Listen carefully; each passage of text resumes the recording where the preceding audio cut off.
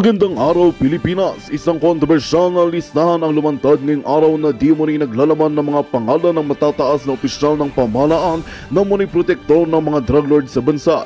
Sa naturang master list, kinagulat ng maraming umuni pagbanggit sa pangalan ni Pangulong Kuting Jr. at ng kanyang may bahay na si First Lady Lizette Mags bilang mga nangunguna sa listahan.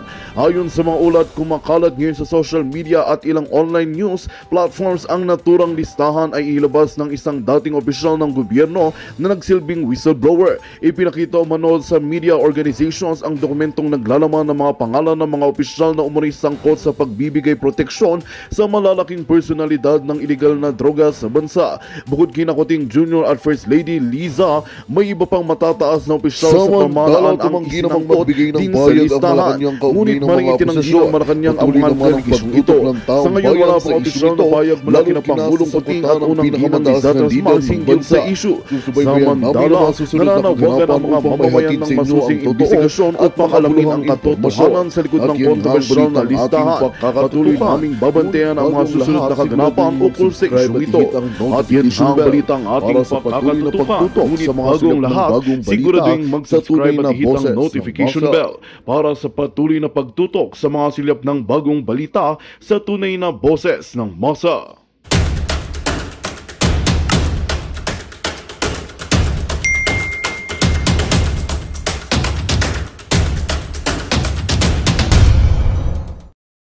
Picture ng isang beses, dalawang beses. Katulad ako dito, kanina, yung mga palangga ko na nagkita na pala kami in 2016, 2017. So pinakita yung mga pictures namin. O sabi sa akin, o palangga, ito yung unang picture natin. Nung nangampanya tayo, di ba? Nagurgur ba yung live ni Spokes Harry daw? Nagurgur? Parang kapapanood ko lang kanina. Paano nagurgur si Spokes? Oh, nawala na. Hindi, andyan pa rin siya. Live pa rin siya. Pareho kaming live. So anyway, ang titignan natin, alright? Titignan natin, nawala. O, di hayaan mo na mamaya makabalik din siya. So titignan natin kung ano ba talaga ang basihan nitong PNP at ng bangag. So sa nakikita ko dito, talagang naging bangag na itong mga to at talagang dinidiin nila yung taong gusto nilang idiin katulad ni Spokes Harry. At in fairness, kahit ayaw kung botohin nyo yan si Amy Marcos, dinidiin si Amy. Kaya nga ikaw, Amy, mababago mo lang ang system, well, yung mga palangga ko, hindi na maniniwala lang kami sa'yo kung totoo yung sinasabi mo na naliligaw ng landas ang iyong kapatid at nasa itim na tayo na yugto ng Pilipinas. Maniniwala lang kami sa iyo kung mismong sabihin mo na ang katotohanan na ang kapatid mo ay Addictus Benedictus. Ngayon, pinagbibintangan ka na kayo ni Harry ay sangkot, dinidikit, actually dinidikit ang inyong mga pictures dito sa nahuling nangidnap o suspect dito kay Anson Ke. Okay? So ngayon, Amy, alam mo naman ang nasa likod nito ay ang hipag mong si Lisa Tanas. Okay? Kaya kung ako sa iyo, itodo mo na yan. Alright? Mamaya marami na pag-uusapan. Ngayon mga kababayan, tinanong ko si Spoke, sabi niya, ako, 2022 election pa yan. Sabi niya, sa dami-dami nagpa-picture sa akin, matatandaan ko ba? Which is true enough. Kita ko, dami-dami nagpa-picture sa akin. Kahit nga minsan, kaibigan ko na hindi ko na maalala yung pangalan dahil sa daming ng tao, sa daming, hindi man ako politiko, di ba, sa daming nagpa-picture.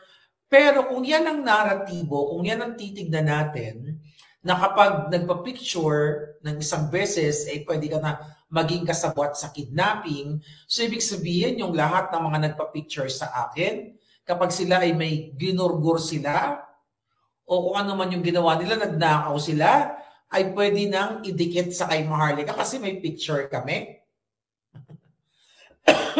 Pwede ba yun, mga palangga? Kung ganon, ang usapan natin, okay, wait a minute. So kung gano'n ang usapan natin, tignan natin, balikan natin yung litratong ito. Nakita niyo yan? Kung ganyan ang usapan natin na ididikit natin kung sino talaga ang mastermind. Remember, mga kababayan, itong picture ni Cassandra Ong, okay? Na dinidiin nila, hindi ko alam kung ano nangyari kay Cassandra Ong. Nakasama si Lisa Tanas at si Marcos Jr. Remember that picture? Okay? Kung pagbabasehan natin, dahil yan po ang dididiin ngayon ng Bangag Administration dahil mayroong picture with Spokes Harry and Senator Amy Marcos ay kasabwat na or mastermind. Actually, may nilabas si Sasba or si Butch, okay? Na nakita ko na random ko na itong suspect na gumurgor dito kay Anson K allegedly ay kasama din itong si Vovong Gadon. Okay?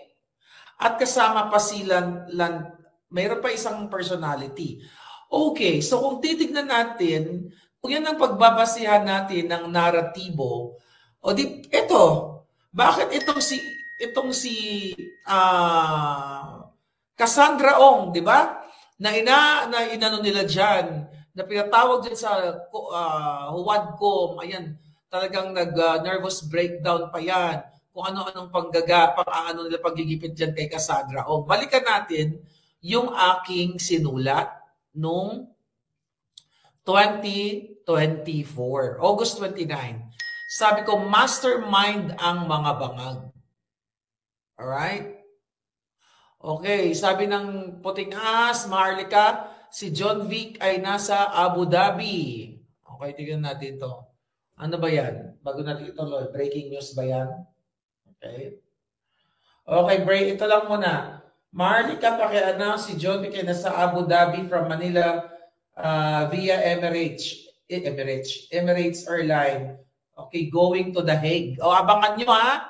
Yung ating mga kababayan, meron dumating sa atin na impormasyon. Si John Vic, ano yan, gumagapang na naman. Galing papunta daw ng Abu Dhabi from Manila via Emirates Airline going to The Hague. Sa lahat ng mga palinda ko sa The Hague, kayo na ang bahala sa jutang ginilang yan. So balik tayo dito.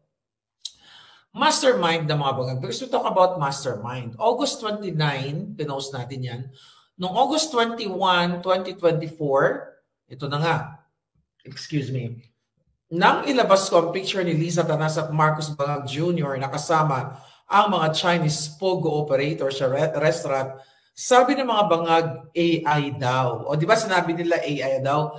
Pero noong August 26 ay kinumpirma ni Attorney Topacio na abogado ni Cassandra Ong na ang picture ay authentic. So kapag naglalabas tayo ng picture, laban sa mga magag, sinasabi nilang AI. So pwede rin ba nating sabihin yung nilabas na picture with Harry Roque at Amy Marcos ay AI?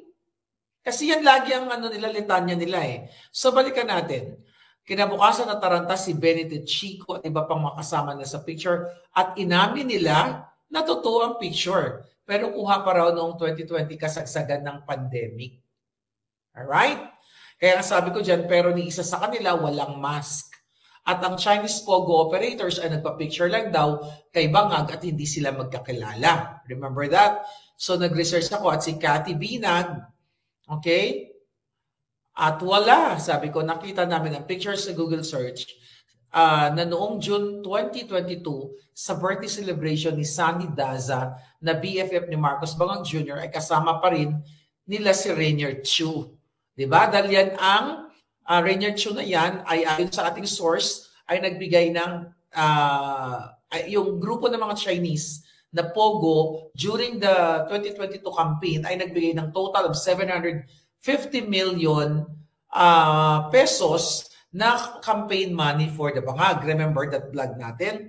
Kaya sinabi nila nung una 2020 pa raw yung picture. Pero ang totoo, 2022 ang picture kasama si Rainier Chu. At ang sinabi dyan ng kampo ni Bangag, nagpa-picture lang daw sa kanila. Kaya nga sabi ko dyan, so ano ito, stalkers Rainier? At mabait lang si Bangag na pinaupo niya sa tabi niya? Sabi ko nga, hindi nyo kami maloloko mga mafiyang Bangag. Paki-forensic ang buhok ni Rainier. Sabi ko pa dyan, Si Rainier Chu ay katabi ng nakaitim. Siya ay kababata at best friend ni Bangag at taga-ayos ng Pogo Ops gamit ang serbisyo ni Zatanas sa Moslo Firm. Ayan si Rainier Chu. Ang palabas nila dyan noon, itong Pogo King, ayan, ay nakipicture lang daw yan. Kaya sabi, marami pang pictures yan eh. Ayan, kasama pa rin nila yan. So ngayon, hindi ito inuusig o hindi ito iniimbestagahan ng mga committee ng mga bangag. Alright? At dyan sa Senado, sa Senate and House of Representatives. Kaya sabi ko dito, si Rainier Chu ay katabi na nakaitim. Siya ay kababata at best friend ni Bangag at taga-ayos ng Pogo Ops.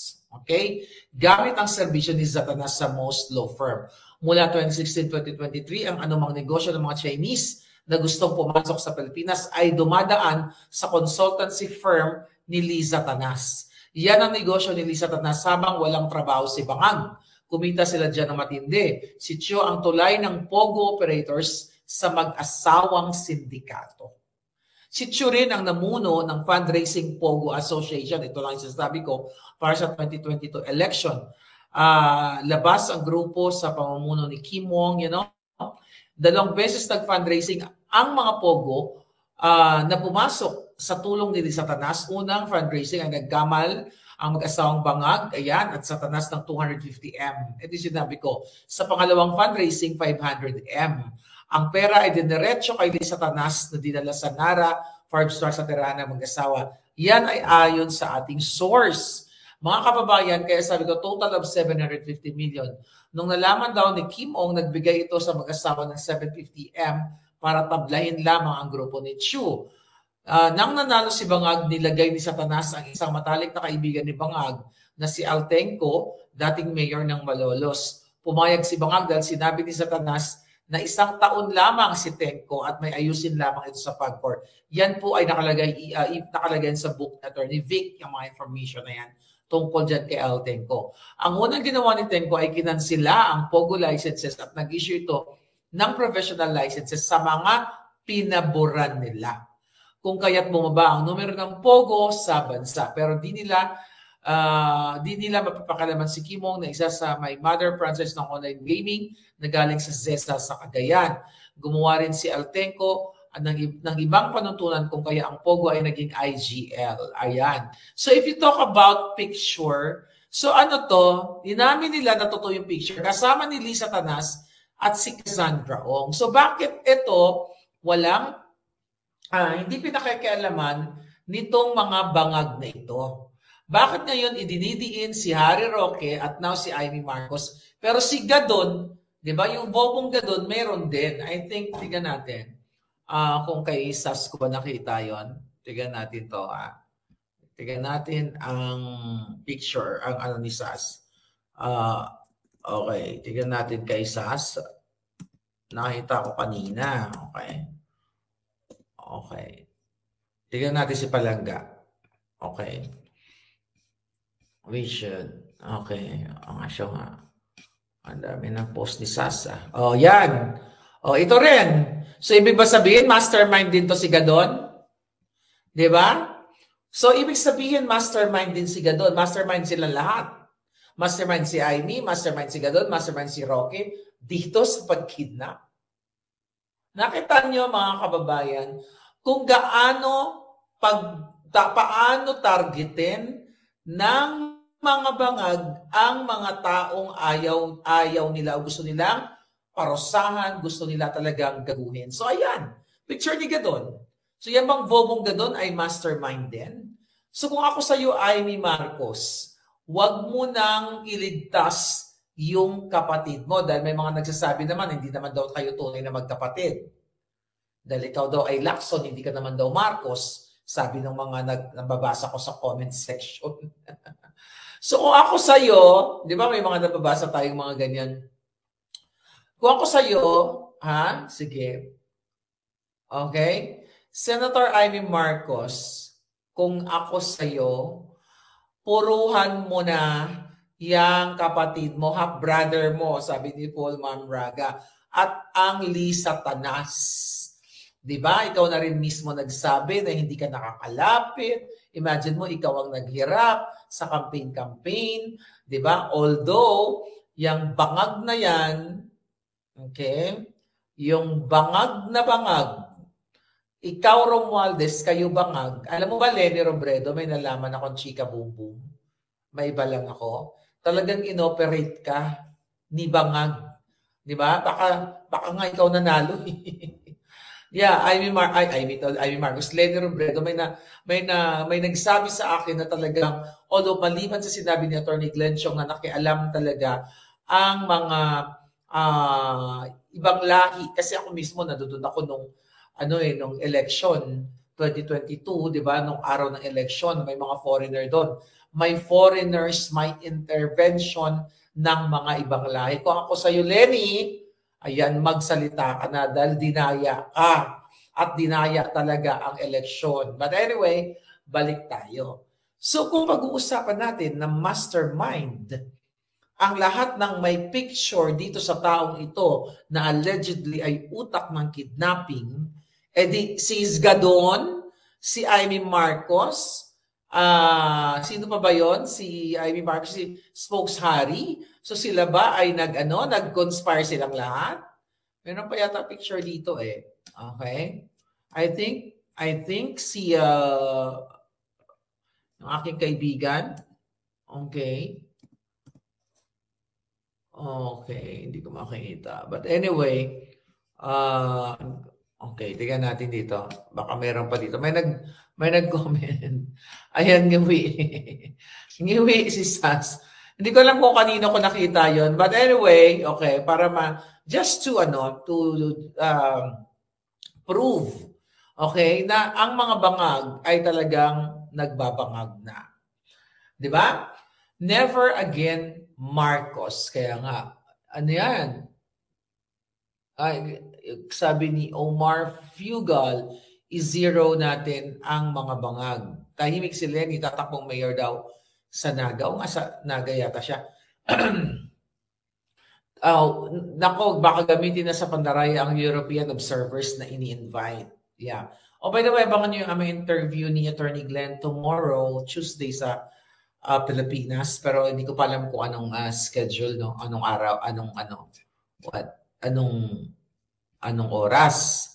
Never again straight PDP laban. So ngayon, mga kababayan, eto pa, okay? Recently, I think ngayong araw na ito, kung hindi ba naman mga kabangagan itong si Clarissa Taratara, you know?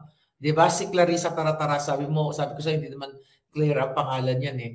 'Di ba recently nagkaroon ng Pulse Asia survey result na kung saan bagsak, 'di ba, ang trust rating at approval rating nitong si Bangag. At actually hindi lang yan, may negative pa yata siyang nakuha sa ibang mga firm. So mga kababayan, may nagtanong kasi na reporter during the press briefing nitong Malacanang press corps pala, nitong ni Taratara, okay, ni Clarissa Taratara. Tiyatanong kung ano daw ba yung reaction ng palasyo ng mga bangag sa trust rating at approval rating ni Bangag na jogsak. So ngayon, ang sinasabi ni Castro dyan, mga kababayan, ang sinasabi ng hunggang, ito daw ay dahil sa mga fake news na kung saan, mga palangga, na kung saan daw yung mga tinanong doon na mga respondents ay maari daw na bigyan ito ng maling impormasyon o peking impormasyon. At ang isa pang pagiging syunga mo, Castro, ano ka ba? Castro, right? Pareho kasi nung NPA. Ikaw, Clarissa Taratara, na sinasabi niya mga kababayan, parang ang ibig sabihin, hindi dapat paniwalaan ang survey kasi daw mga 2,800 respondents lang o mga Pilipino ang tinanong. Kung hindi ba naman bobo, hindi daw yun ang nag-represent ng buong Pilipino dahil nasa 100 million daw mahigit, which is totoo, na 100 million mahigit ang populasyon ng Pilipino at hindi daw ito nagre-represent ang 12,800. Alam nyo sa mga ekonomista or may alam sa statistics or mathematics na pinag-aralan ninyo ito, alangan naman, Clarissa Taratarang Hunghang, VOVA, na ang respondents mo, 100 million na Pilipino, tatanungin mo na isa-isa kung ikaw ba ay sang-ayon kay Bangag. Ito ay universal standard, VOVA. Magising yung mga kapitbahay namin dito sa hotel.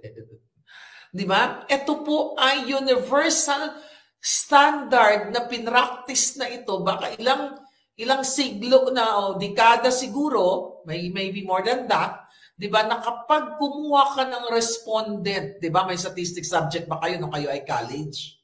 Okay?